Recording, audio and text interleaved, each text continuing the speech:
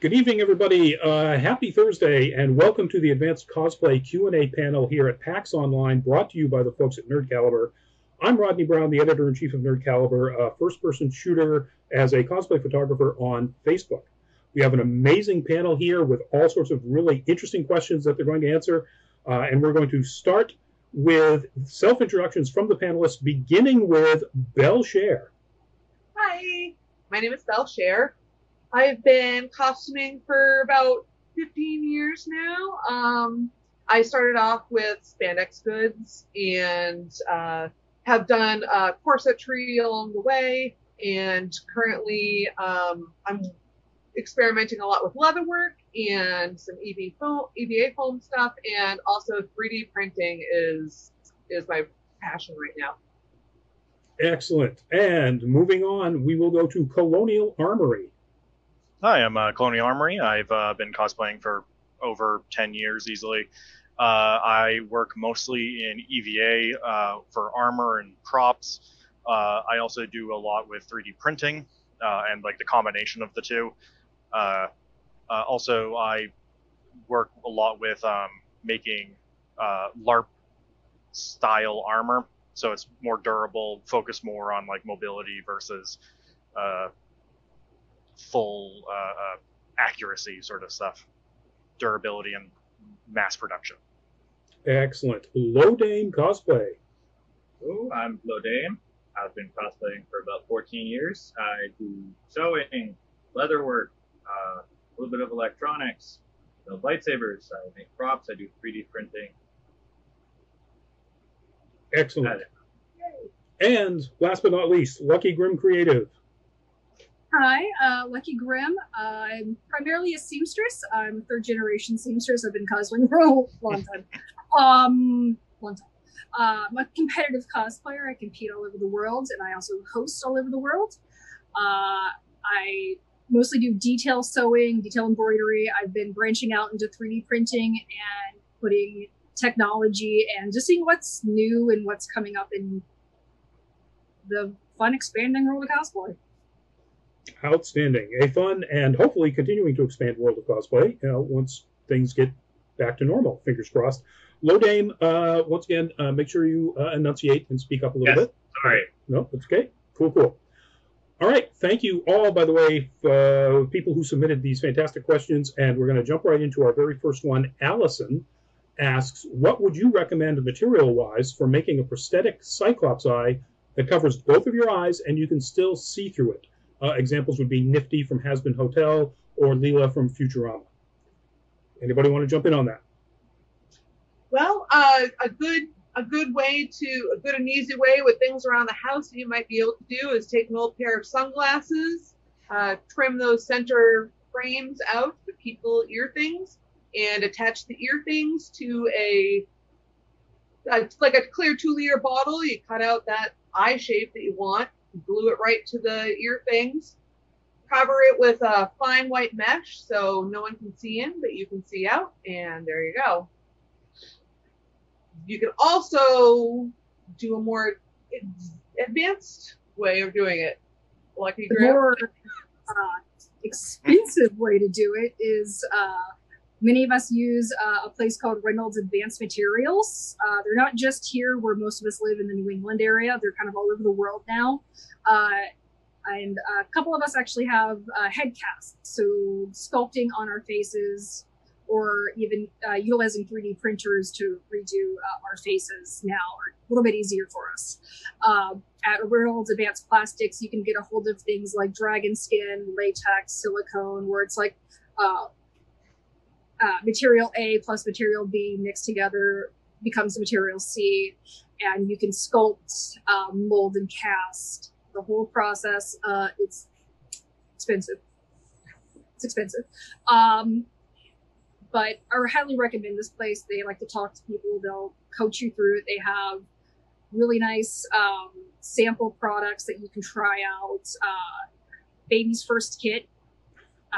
And they have online tutorials to help walk you through everything as well.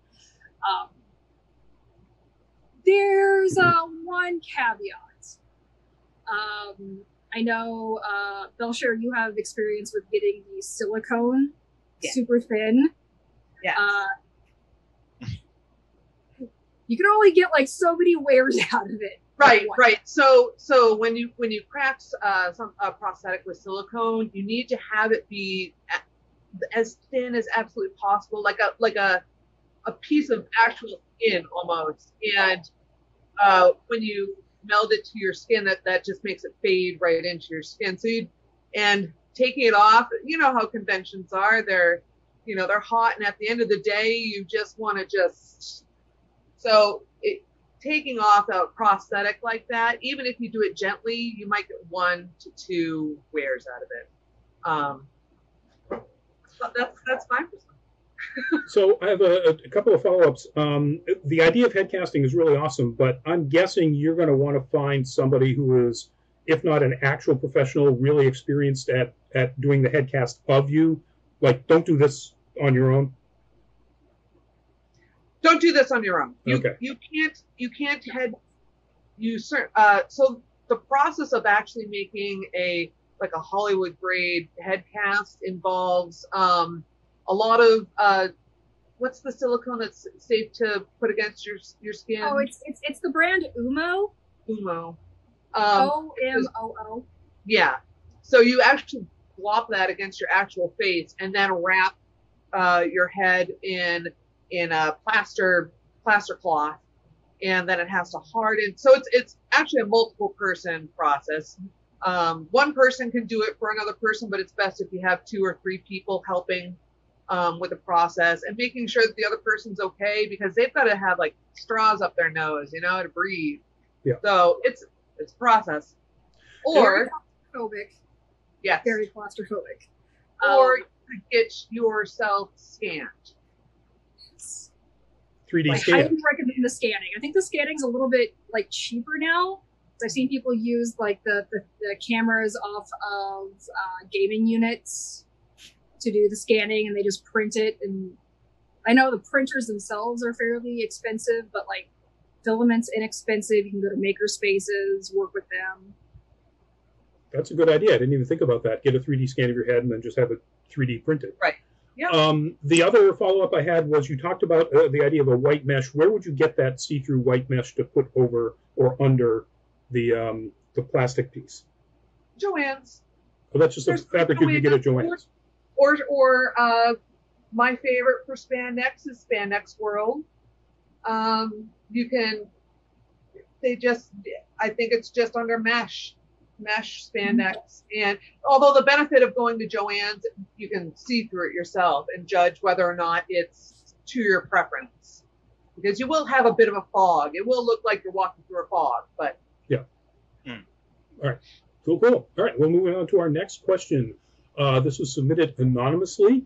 What's the best way to add voice amplification to a costume that completely covers my head? Colonial Armory, I'm guessing this is in your wheelhouse. Yeah, so the way I do it is I have several costumes that have either a face mask or a full helmet, and what I use a personal PA system that walking guides use. It just has volume on the top. Mine actually has a USB thing, so you can put a USB drive in there and play music out of it. Oh, neat. As a background thing, and then you just have the little cord that the headset goes into. You can also buy a bunch of lavalier mics. They're really cheap on Amazon, and they work with this. If you want to permanently emplace the microphone in the mask or helmet, I would suggest putting it off to the side so you don't have a direct, you're not breathing in and they don't hear you inhaling and exhaling. But no, it's super useful because you just put it on your belt or hide it in your costume somewhere, and you can just chat with people and not have to yell for anyone to actually understand what you're saying. Cool. Any other suggestions? It's the same microphone boxes that Stormtroopers use. So if you're on the Replica Prop Forum looking under anything Stormtrooper, if they mention the voice box, it's the exact same thing that Colonial Armory is talking about. And folks, that is the website for the Replica Prop Forum, therpf.com. That just popped up on your screen there. All right, cool. So our next question is also from Anonymous. How do I keep large openings in costumes, say the front of Dr. and Mrs. the Monarch or the back of Molotov cocktease, from actually showing too much skin? Okay, how I do it, because there's a couple different methods. I do it is I cheat and I use either my skin tone of spandex and then airbrush it to look like skin, fake the muscles I don't have. Or I use something called power mesh, and it's just a my skin tone color of just mesh, so that when I'm walking, you can just see right through it. At spandexworld.com, spandexhouse.com, both of those two are kind of my go-to for those. And they've thankfully, within the past 2 years, expanded their colors of power mesh to be from basically every skin tone. Or you can dye it or airbrush it. Yeah. Absolutely. I have. That's what I've done for similar things, and just that, even if it's just a really thin piece of cloth, it just makes you feel more comfortable, more secure. And people think that for when I wore Red Sonja, I didn't have anything on my skin, but I did. What I did was I used a pair of dance tights, and I would pull them all the way up, and I would actually hand sew the leather bikini string sort of things directly to the dance tight, and then trim off the excess and apply glue before you trim so it doesn't run all over the place. But that actually, I would only need to change out the dance tights every 5 times I wore it, and it was actually really felt good. It felt good not to have everything exposed. That's really cool. And having seen you, I wouldn't have known that. Yeah. Excellent job. All right, moving on to our next question. This is from Rhiannon. Oh, this is interesting and timely. Do you have any advice for people who have trouble wearing masks, both in relation to COVID and cosplay in general? Any sort of way to make it easier or more comfortable? Yes. Lodain, yes. Go right ahead.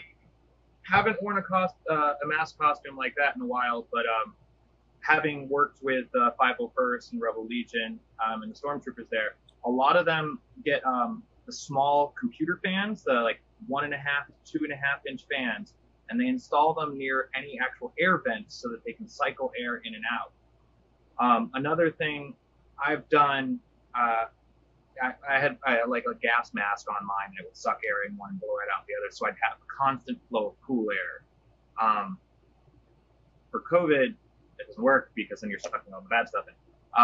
Another costume I had was I did Ichigo with the half mask, and that just had to come off regularly because my skin would sweat and feel gross under it. So, question, Lodain, with the airflow going through the mask like that, would you have to wire it up and have a battery pack somewhere on you? Yes.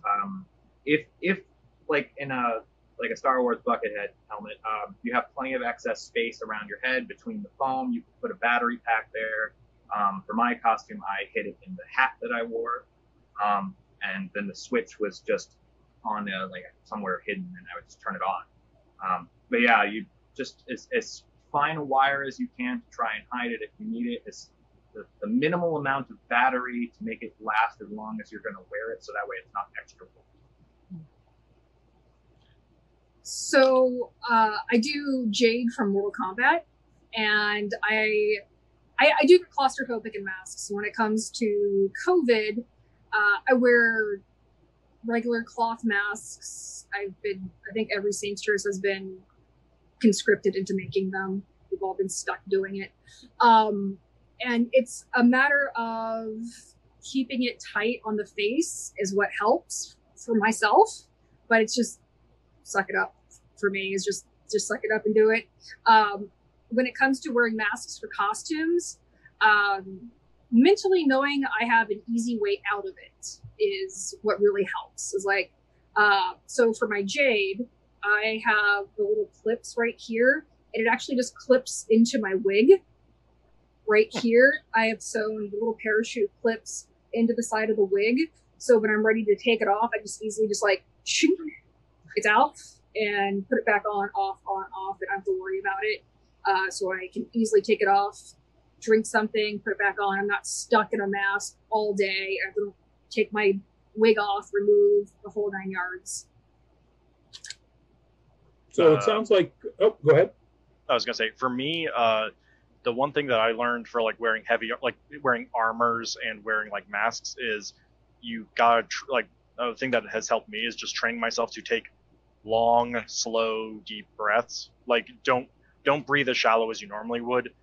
Breathe in, then breathe out, and do that, and like actually like get that like rhythm going, because it helps with like instead of like trying to like force a little bit of air back and forth through the filter, you're forcing a lot of air back and forth through the filter. So it's like a long stroke versus a short stroke. So like they teach you in martial arts or yoga, Yep. Conscious, focused breathing. Yeah. All right, cool. That's I think that's good advice. It probably would work well for people who are just generally claustrophobic about masks as well. So, saying that as somebody who's not at all, so not saying that as an expert, that's for sure. All right, so moving on to our next question. It's also from an anonymous sender. What are the best things to use for making really thin, metal-looking armor? Okay, so there's like an old school, super cheap technique we used to use as seamstresses, because we were just like, EVA foam? Nah. And even before EVA foam, it was like, would you like to use Bondo and fiberglass and hate your entire life? I say that this was only 8 years ago. We used to take the 2mm foamies, because that's all we had, like with the Great Depression. And we would do barge cement or contact cement. And then we would take metallic, spray. We would take liquid too. Do as I say, not as I do. Metallic spandex. Add glue to the wrong side of that. Once again, let it dry a little, get tacky. Take the spandex, stretch it out over top of your foam, let it dry, and then you have very thin, very metallic looking armor. That's how I did my Magdalena, my Kotobukiya Wonder Woman, because I lived in a tiny house, and seamstress. Yeah, that's what all my Ivy Valentine armor is made out of. It's either the craft foam or it's Warbler or Wonderflex or something like that, because you can do the same thing with Warbler or Wonderflex. Because who really wants to like spend all that time sanding and, and making it look perfectly smooth and everything to take a metallic paint? This way is just it's so much easier, and the metallic lasts. Like you don't have to touch it up ever. It doesn't crack. It doesn't go anywhere. Yeah. If somebody scratches it, just peel it off, reapply. I can just toss all my armor in a suitcase, and it doesn't need to be protected or anything. Yeah. So that sanding comment sounded like somebody was throwing shade there at you, Colonial. How do you do it? Just So Colonial, I'm just like, oh, he's just staring into the darkness. Hello, darkness, my old friend. So I used to actually most of my armor used to be made out of Sintra, which if you want to make armor pieces that are only a single pane or a single only curve along a single plane or a single axis, it works great for that. And that you can get it 1/8 inch thick. It holds its shape really well. It holds paint really well. This is normally used for making signage. And you can get it from online or art supply stores. Now, would that be either of the images you sent me? Yes, those were both made out of Sintra. All right, so I just popped up the Roman armor. Yeah, so that Roman armor is made out of slats of this painted with just like Rust-Oleum paint. They held up, like from my understanding, they're still good. But the problem is it's a little brittle. So if you're using it for like LARP, it can shatter if it's cold out. That's one of the reasons I moved away from it. Also, I know for like chainmail, doing fake chainmail, there's like a knitting stitch explicitly designed by like old Hollywood to make chainmail. I don't know anything about that though. I just know it exists. There's another material that's not very well utilized. I use it just because they gave it to me. Thibra. Art of Wigs was using it a lot, but it's mainly sold by Art of Wigs at Canada. Thibra is more of a vacuum forming type of plastic. It looks like it would be like Warbla, where Warbla is very heavy, can get very thick and very cumbersome. Thibra, you mold it like you're vacuum forming over something, and then you pull out your foam underpiece. Then you have a very thin, durable piece of plastic armor that's very, very thin. My entire Tyrande armor is Thibra. It's very, very thin. It's still going good. It's like 4 years old now. It just has a very low melting point. So don't take it to Florida. I have a couple methods for it. Leather, if you can find it quite thin for veg can leather, I think like 2 and 3 millimeters is still pretty thick, and you can do it much in the same way that Colonial Armory was talking about with the Sintra. Just make strips, individual pieces. You can wet form leather to get it to do multiple axes. That's a little bit more of an advanced tech. And then there's metallic dyes and paints made for leather that'll make it look like metal. But leather is a very expensive and harsh mistress. If you screw up, you screw up. The other thing I've seen done is use polystyrene sheeting. Lucky Grim was mentioning vacuum forming. It works along the same lines as the Thibra. I think it has a slightly higher melting point, but it's a little unwieldy in its sheeting. You can also get it in clear. So when I did all the gems for my Tyrande, I just used clear polystyrene. I sculpted my gems out of clay, and I just took it with a heat gun because, once again, tiny house, and just made clear gems with the polystyrene. When it comes to like getting the metallic finish, the really key thing is you can ruin a really good build with a poor paint job, and you can improve a really medium build with a great paint job. It really just depends on how you paint it. There's 100 different ways to paint. There's 100 different styles to paint. It's really what works for your aesthetic and what type you're going to go for and what material you're working with. You wouldn't use the same paint for leather as you would on spandex, as you would on Sintra, as you would on EVA foam. So once again, it's research, try some things, see what you like, and throw some spaghetti at a wall and see what sticks for you. I personally airbrush. I airbrush as much as I can just because it's even and it's fast. Now I'm going to throw in a little plug for something we did last night, which was the finals for our summer cosplay contest series. We did in conjunction with Pat Covey, the Covenator. And the winner of the entire series was Dova Designs in a Knight Artorias from Dark Souls. And the one of the things that all the judges commented on was the distressing and the detail in the paint job. No airbrushing. Every single bit of that costume was done with a brush. And the judges just went crazy when they heard that. So it's amazing.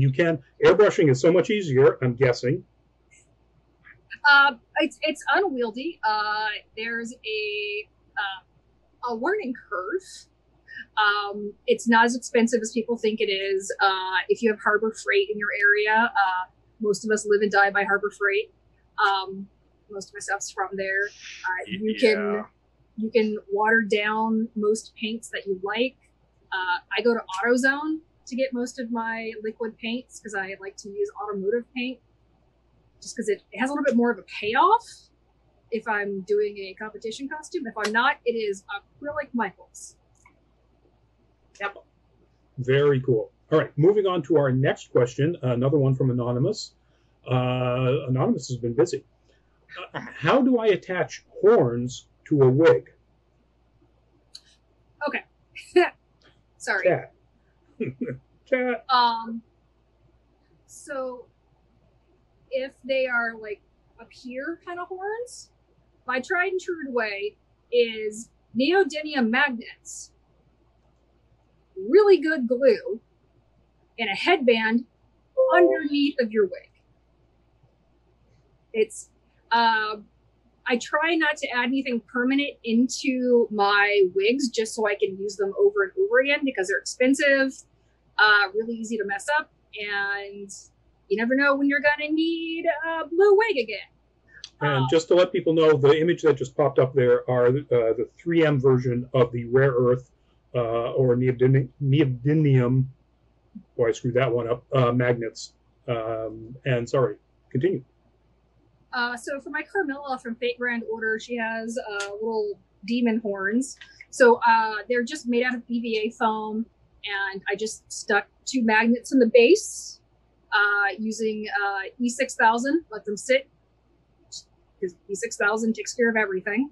And then I took a regular plain white 1-inch wide headband, cut out 2 circles where the horns would correspond on my head, stuck the magnets in there, put a piece of Warbler, a piece of Warbler, a piece of Warbler, a piece of Warbler, layered it E6000 because you don't want a magnet to go boink, boink, boink, boink, boink. So I was going to be in this for hours. And so when I got ready to wear the costume, I would put my wig cap on, my hair back, put the headband on, pin it into place, put my wig on, and then my horns would just be like thwamp, thwamp.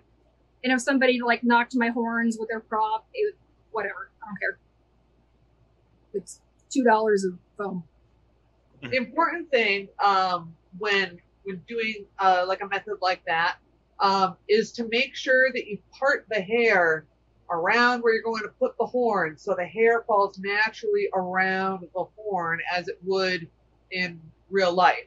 You know, don't just like plop the horn on top of hair, because then it won't look like it's connected and part of you. But also get in between the magnets, and it'll cause them to not be as effective. But just make sure, yeah, you have your wig laying nicely around the horn. That helps so much. Also invest in some good paint pens so you can mark what side of the magnets or what side of the magnets. Because I have made that mistake one too many times. Yeah, as strong as they are at holding, if you reverse the polarity, they probably shoot right off your head. Yeah. Awesome. So somebody mentioned the idea of using like Chicago screws to actually like screw it down. Okay, so sure. So Chicago screws are great. They're great. What Chicago screw is there's a screw, and then there's a bolt or a spike or something else that it screws into, and they usually have like a piece of armor or a piece of leather or foam in between, and you sit there with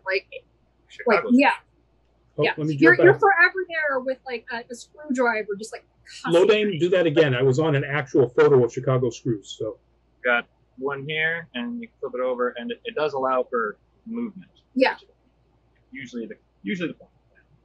I don't like using those if it's going to be like weighted somewhere, like on my shoulders or on my head, because that is a one-way ticket to migraine town. Also, allergies to metals. Also, if they're going into like a headpiece, sure. Let me pull out all of our Bane of Existence. Loki. This is the new one with the foam on the forehead.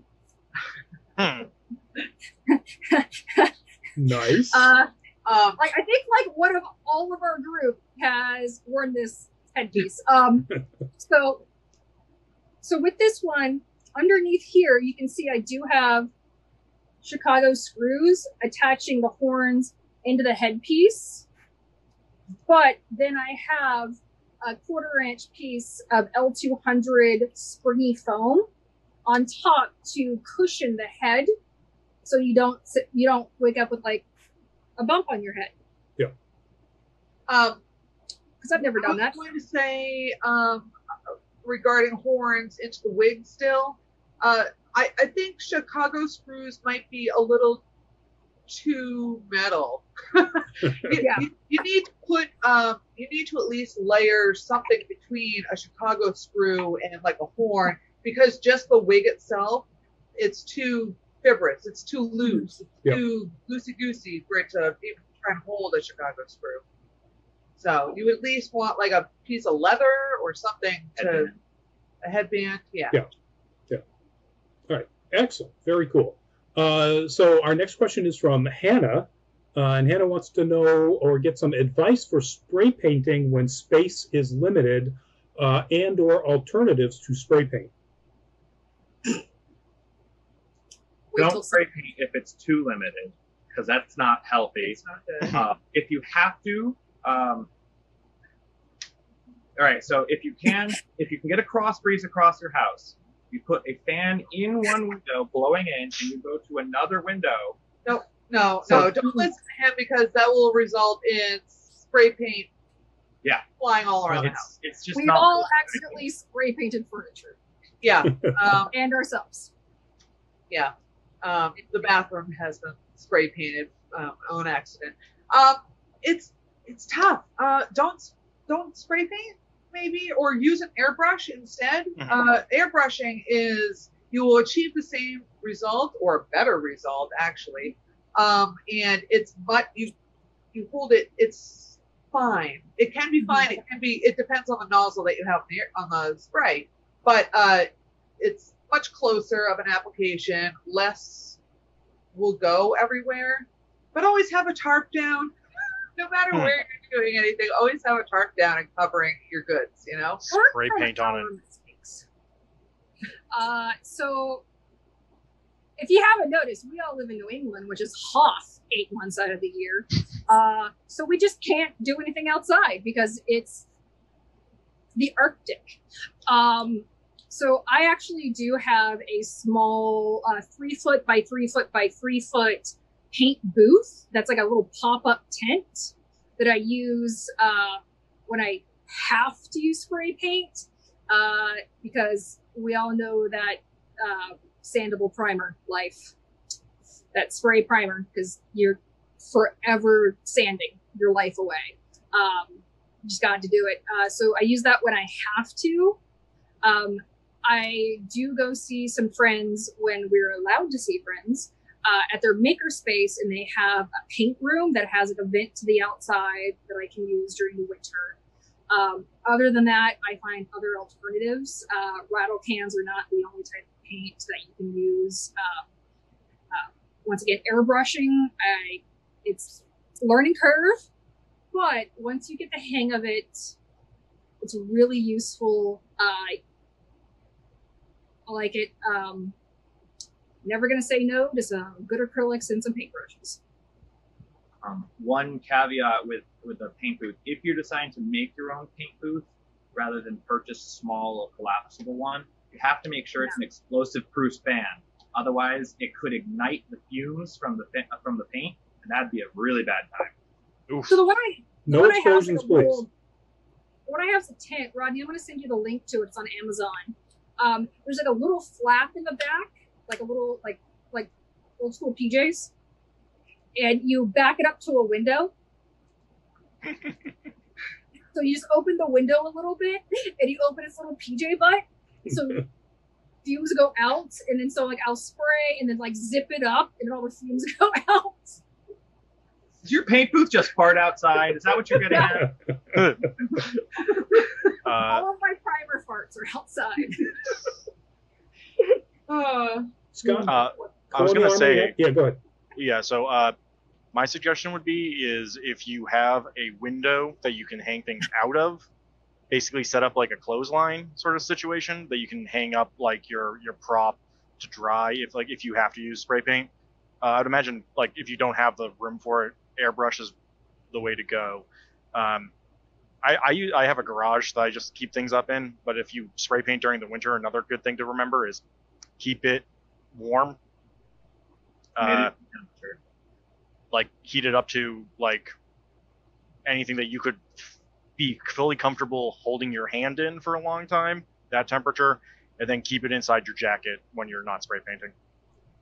That's how I've been spray painting, like outside in like negative 20-degree temperatures and this winter.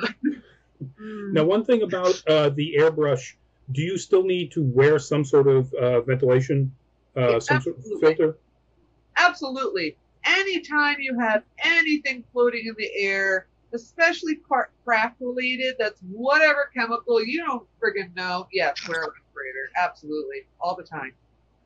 Yeah, always wear a respirator, especially when it comes to airbrushing, and especially because a lot of airbrush paint has metallic pigment in it, and that's just like metallic glitter in the air, guys. Let's just wear eye protection. Yeah. And every cosplayer really should have some safety goggles of some sort. Excellent suggestions. So moving on to our next question, another one from Anonymous. Speaking of paint, what's the best way to keep the paint on my foam armor from cracking? So, do you know? Okay, so it depends on what you make your armor of. Okay. It really does. Once again, it's what you make your armor of. I divert to BelleChere and Lodain for leather armor because I have no clue about leather armor. Yours always looks bananas amazing. What do you use? All right, so let's start with that. If you are working with leather, flexible leather, how do you paint it or color it in a way that won't crack under use? Most leather dyes and leather paints are acrylic and latex based-ish. So the oil ones and water-based ones will seep completely into the leather. The paints will stay on top, like the metallics and such. And because they stretch just a wee bit, and then if you use an actual leather clear coat on top of it, that'll seal it down even better. So for leather, it's relatively simple as long as you are very careful in your painting. Colonial Armory, how did you do that with the armor that you're currently wearing or the stuff behind you?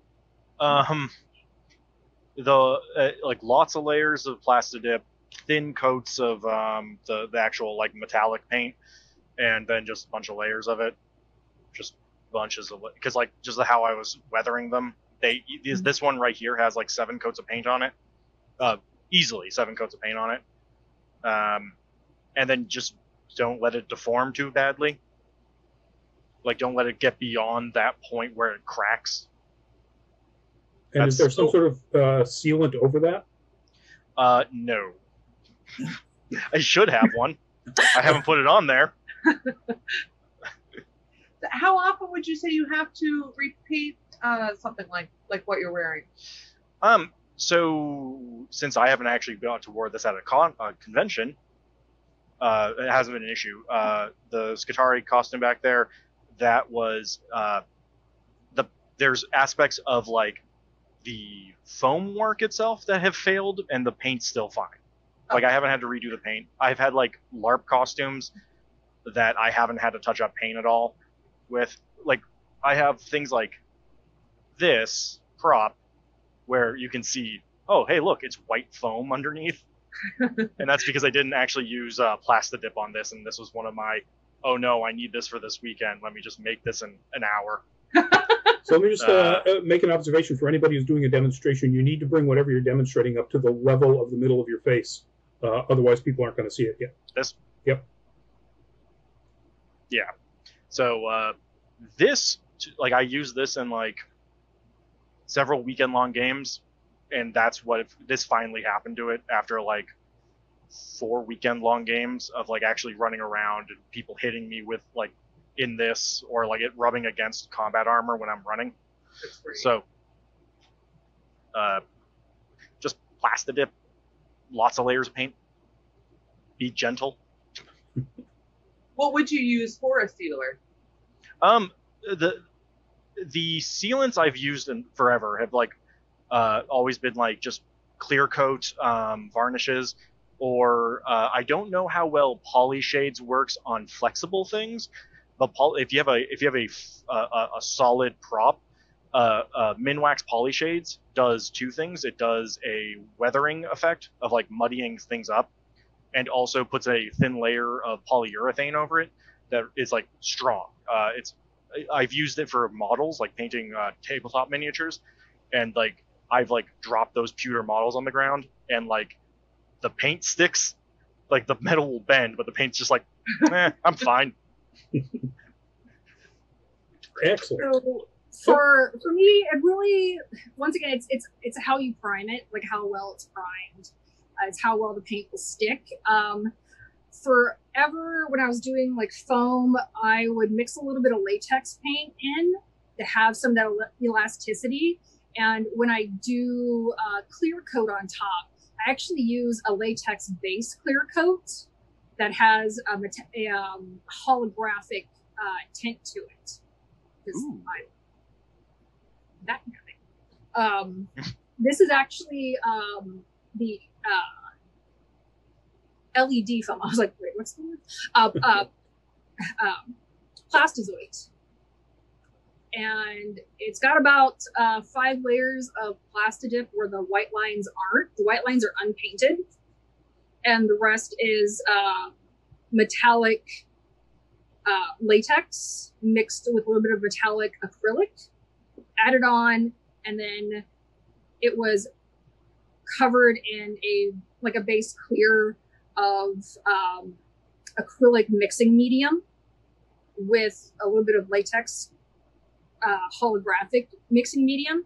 And then I very carefully took up all of my little painting lines, my paint tape.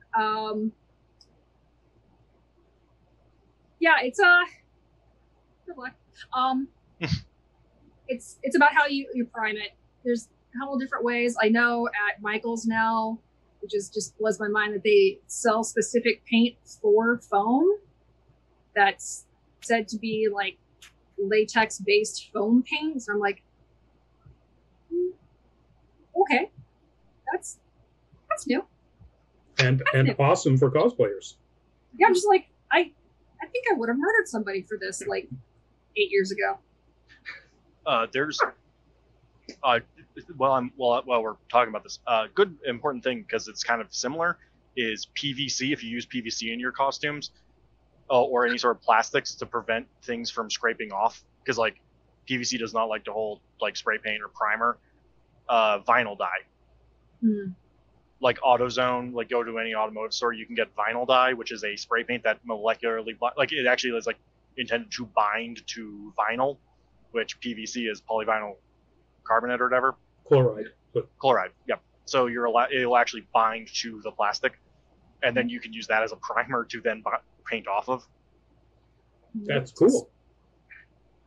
I didn't know that about PVC pipes. That's very cool. All right, so we're moving on to our next question. I've lost it. Oh, there we are. Another anonymous question. What's the best makeup products and techniques for complete skin coverage, like Nightcrawler or a Twi'lek? So, yeah. so you hate yourself. Do you hate Let's yourself? assume that these people don't hate themselves, but really want to know. So, okay. There's a process to not end up looking like you have the measles the next day. We have all made the mistakes. Okay. First, you're gonna need primer and barrier spray. So yeah, barrier spray is super duper important. A lot of major makeup companies make a barrier spray, like Maron, Graftobi, a lot of theatrical, Krylon. So let me get the term barrier is there because when you put it on, it creates a barrier between your skin and then the makeup you're putting over it. So basically, a lot of these makeups are super, super, super, super pigmented because they're expecting you to wear them for a long time. And it's such a drastic change in color difference because you're going from pasty to blue, or whatever beautiful color you are to whatever beautiful color you're going to be. And a lot of times, if you don't wear something to protect the natural texture of your skin, especially those of us with pores the size of moon craters, it can seep into the pores, and the next day you look like a dot-to-dot painting. What a primer does, which is what most of us wear under makeup all the time anyways, fills in any nooks, crannies, cracks, and helps settle makeup correctly around all the beautiful imperfections in our face. And what barrier spray does is helps that, but also keeps all that massive pigment from seeping into those cracks, corners, and crevices and finding a new home for the next week to 10 days. Yeah. Also, barrier spray, once it's against your skin, it helps stick the makeup to the barrier spray. It's a little tacky when you apply it. You have to spritz it. You have to let it dry with a hair dryer or, wave whatever around, and then you can start to apply the makeup, and the makeup will cling a little bit more to the barrier spray. Also, if you're like every other mammal and you have body hair, you get the full body shave. Also, I highly recommend exfoliating your skin a couple of days beforehand. It just helps out with it. There are 2 types of makeup I recommend. There's the easy way, and then there's hard mode. Easy way is cake makeup, which I actually have right here, which is a lot of people that do like Laura Olympus do, where they go to the website We Love Colors. They get a color matched set of tights and gloves, so they only have to paint from chest up, which is best idea. Right. Best idea. If you can, honestly, skip the whole body. If you're going whole body, it takes at least 6 hours. So be prepared to wake up at like 4 a.m. at least if you want to be at the con by noon. It's a long process. So really, a bodysuit of spandex does wonders to not shiny. Yeah, matte, and it does wonders. But you will. So you're continuing to paint yourself. You'll continue to layer barrier spray, then paint, barrier spray, then paint until you get the solid color that you're looking for, and then you'll finish it with barrier spray and pat it with talc or baby powder or setting powder. What I have, I'm actually at my makeup desk right now. What I have is one of the easier ways I recommend people that want to do like chest up is the Mayron Paradise cake palettes. They're water activated or really any liquid activated. They look like this. This is just like a refill for my large palette because I'm lazy and haven't refilled it yet. This just came in the mail yesterday. Looks like this, and the best way to really apply it is one of these bad boys. Just get a disposable one on Amazon, Beauty Blender. Makeup sponge. Yeah, the makeup sponge, because it's forever going to be this color from now on. It's only ever going to be used for this color. And I don't use water to activate it. Just it's a super fun way we do it. We actually use mattifying setting spray or more barrier spray to activate this, because it keeps it drying faster and faster and faster, and you can get even coverage super quick and super fast. And when you're doing a paint, you're going to be doing even body paint or even just face paint, it's not just going to be one color. You're going to get like 3 of these. You're going to get a medium color, a dark color, and a light color. One for the whole face, one for your shadows, and then one for your highlights, because you just don't want to be like one blueberry. Like, no. So contouring is important when you're... Mm-hmm. Okay. You can contour with powders as well, but when you keep adding powders and powders and powders, you end up looking a little bit ashy. Just remember, you're no longer your normal color. You are now pink or purple or blue. So it's kind of harder to find those in large bits to do contour, so it's easier to use these. And you can just play with it. Never do your makeup for the first time at the con. Looking at me. Looking at myself. Also, don't forget about doing regular beauty makeup when you're doing a body paint. Like, also don't forget to do eyeliner, do your waterline, which is where you pull your eyelid down and do the inside, do your contacts first, just basics of makeup. Put your fangs in. If you're a guy, do it too. Do it too if you're a guy. I want Nightcrawler should have some liner on, some mascara going on. Yep. That'll make those eyes pop, you know? So, folks, we are now just coming up on 9 minutes left, and I've got 3 more questions that I really want to sneak in here.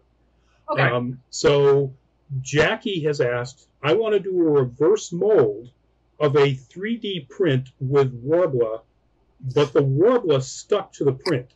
Is there something I can apply so it doesn't stick? You are trying to apply a thermoplastic to a thermoplastic. I would not recommend doing that. Any amount of heat that requires the Warbler to melt is going to cause your 3D print to also melt and deform. Don't do that. If you want to make a mold in a 3D print, you can use silicone. Silicone, if you're on a shoestring budget, use unflavored gelatin. Interesting. Don't put it in the fridge. Even clay can work if you're careful about getting it into all the nooks and crannies. Yeah, thermoplast on thermoplast becomes a single thermoplast, unfortunately. That makes sense. All right. Sorry, Jackie. It's not going to work. That said, there are mold releases. You could try a mold release. Again, Reynolds Material will sell mold releases. But it's you're applying heat to heat, and it's probably gonna melt together.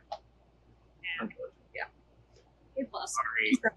All right, so we've got another anonymous question here. What are the best ways to connect multiple foam armor pieces together and or to the rest of your costume? Parachute clips, snaps, and hope. Yeah, pretty much.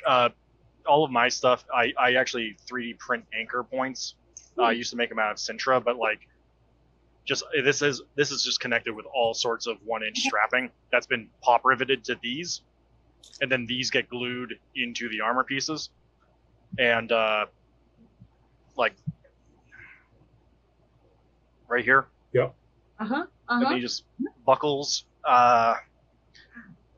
Yeah, and then I base everything off of like the chest plate. I know a lot of people will do like they'll get like a purpose used like base layer and then attach like Velcro and Velcro or like clips to. But I found it just useful to attach things to a chest plate or to a belt and then base things off of that. Yeah. Now, Lucky Grim, you were holding up, what would you call the clips? So I do the same thing. I 3D print these for masks. So when I do masks or anything that needs to be put together using tension, so like adding pauldrons that are held together with the elastic in the back and they go underneath things. These are just mask clips. They have little pieces for the elastic. I just 3D printed a crap ton of these with like leftover stuff. Mm-hmm. Done. Now, Lodain, I got tired of buying parachute clips in bulk. I'm sure that order looks interesting. Lodain, is there a different way to do this with leather? No, actually very much similar to the way Colonial Armory said, except you'll be using Chicago screws and rivets and snaps. Less in the way of straps, except for movable parts like pauldrons. Like this one, it's just a single pauldron. It doesn't need much. It has this to hold it in place. Again, like Colonial Armory said, put things to the chest plate. You want a good anchor point. Putting it to fabric, it can tear. Or just float. Yeah. Another thing about that is if you can, for the love of God, have a kidney plate, like a kidney strap, like how backpacks have the strap that goes around your stomach. If you're wearing armor that's at all heavy, try to allocate the weight onto your hips as much as possible, or try to distribute it evenly across your shoulder or across your chest, in order to make it so that it's not digging into your collarbone. 3 pounds is a lot after 6 hours. Yeah, I'm sure. All right, so Chris asks, what are the most useful items in the repair kit that you bring to a con? Velcro with glue on it. Safety pins. Hot glue guns. I mean, yeah, but if you're on the convention floor, like I'm thinking like on the convention floor. E6000 and magnets or super glue and magnets. E6000 takes 24 hours to cure. Like super glue. I have like a little tiny hot glue gun for in the room. Needle and thread. Extra spirit gum. What was that you were holding up there, Colonial Armory? Zap-A-Gap, which is a CA plus glue. Zip Kicker, which is an accelerant for CA plus glue. So you just glue the thing in place, hit it with the Zip Kicker, and it immediately sets the CA glue. Regardless of what the materials are, because if you ever get those materials that do not want to stick together, you hit them with CA glue and a Zip Kicker, and it immediately sets the CA. And then gaffer tape. Gaffer tape. Oh, yeah. When in doubt, tape it up. Yep. Excellent.